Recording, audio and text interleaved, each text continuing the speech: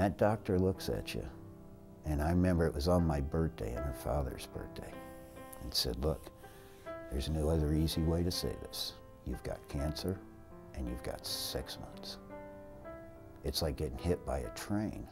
But the problem is the train keeps rolling and you just keeps going faster and faster and faster. 42 years old, and she was diagnosed, her primary diagnosis point was duodenal. So it was a very rare form of cancer that then the worst prognosis was it began to spread. And so she lived 18 months and did 18 rounds of chemotherapy. And she actually came in and out of hospice 3 times. And that's a misunderstanding people have, is that if you go to hospice, you're done. That's, you know, that's one step before heaven. And it's not true. People do come out. There's nothing associated with dying and being at hospice, okay? Hospice is just a facilitator in the process. When you go through the hospital process and the chemotherapy, and there's a process that goes on here. As you go through that, it's very intense. You know, hospitals are brightly lit, you know, oncology centers where they do, you know, there's lots of people, and, you know, there's a lot of things. Then you come to a point where it's quieter and it's calm. And that's so important, because up to now, and up to that point, the pressure, the fear, everything builds. So let's all stop now and see what it's about.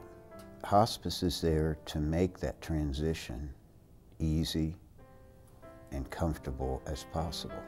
It's an organization that exists for the purpose of, in my opinion, a quality exit for the individual and a quality entrance into a new phase of life for the ones behind.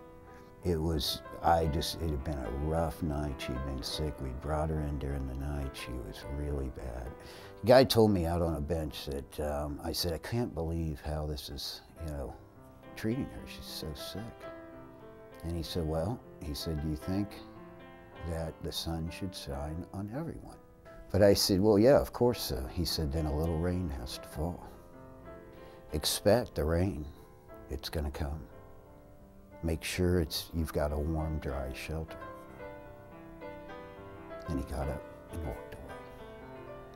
I think the most important thing that people need to think about when they think about hospice is that it's a necessary and an important part of life. In our lives, people will pass.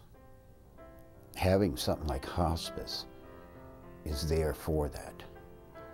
And when you're looking at investments and donations, it's a donation that makes an investment in your own future, your family, and the people around you.